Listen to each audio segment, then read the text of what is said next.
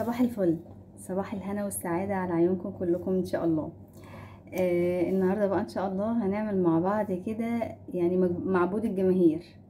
هنعمل مع بعض احلى اكلة المصريين بتحبها وبتروح لها في احلى محلات وتقعد عشان ياكلوا الاكلة دي. هنعمل النهاردة ان شاء الله كشري حاجة كده عظمة. يلا بينا بقى نشوف هنعمل ايه.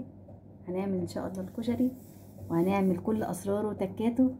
يلا بينا على المقادير. يا جماله يا حلاوته يا كشري يا قمر، بحب الكشري جدا، من عشاق الكشري. شايفين شكله وجماله وحلاوته.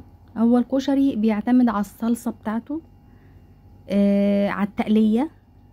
الرز والمكرونه كلنا بنعرف نسلقهم، يعني بنعرف نسلق المكرونه وبنعرف نحط شويه زيت ونحط عليه شويه الرز بس كده ونشربهم بشويه ميه.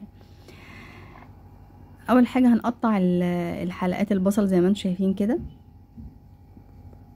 وهنحطها في الزيت تتحمر.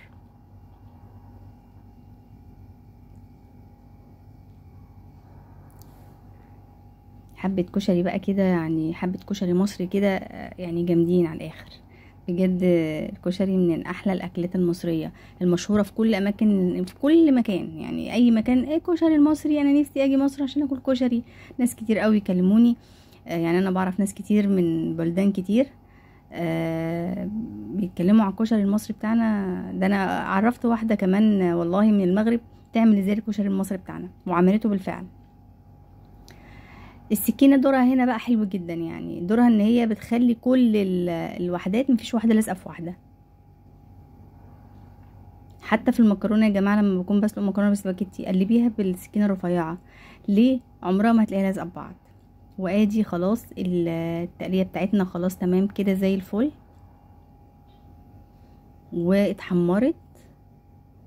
هنطلعها بقى كده على ورقة مناديل. تمام. هنعمل بقى الصلصه بتاعتنا هنجيب كده حله على النار، هنحط فيها حبه من الزيت اللي انا قليت فيهم التقليه، وهننزل عليهم. هنشوف بقى مع بعض كده عشان ما احرقش الشغل بتاعي. يسخن بس الزيت لانه بارد شويه. هنحط عليهم بصلايه كبيره مقطعه صغير زي ما احنا شايفين. وطبعا دي كانت المفاجاه، لا دي بقى صلصة المحلات اللي هي بجد الصح جدا. يعني هنحط كده حبة من البصل، نسيبه كده لما يتشوح ياخد كده لون بسيط، ونحط عليهم معلقة من الثوم كبيرة ونسيبهم برضو مع بعض كده برضو لسه يستووا شوية.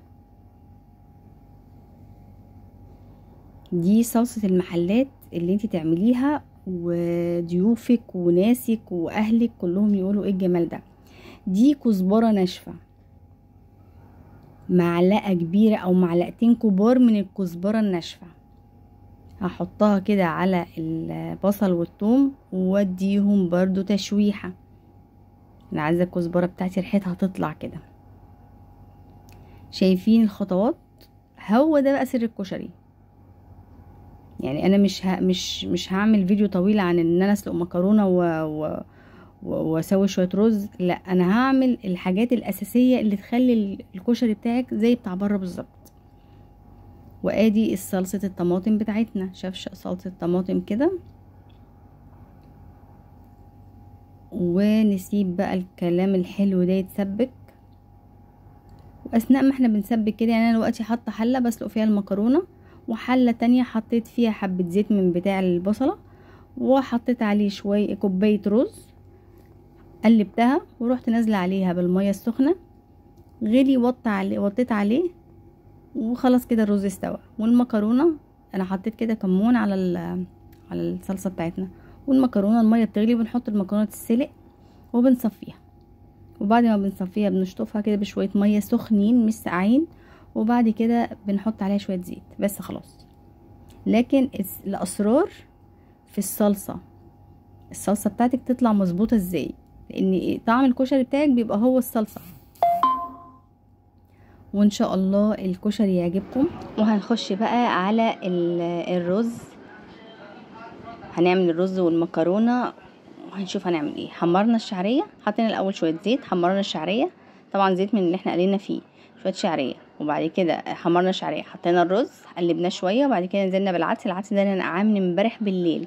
حطينا العدس وحيقناه وحطينا شويه كمون وسبناه خلاص يستوي. وبنسلق المكرونه والصلصه اتعملت والكشري خلاص اتعمل. وهنغرف بقى الكشري، وبسم الله ما شاء الله على طعمه خطير يا جماعة. جربوه، طريقته سهلة جدا وطعمه روعة زي بتاع المحلات.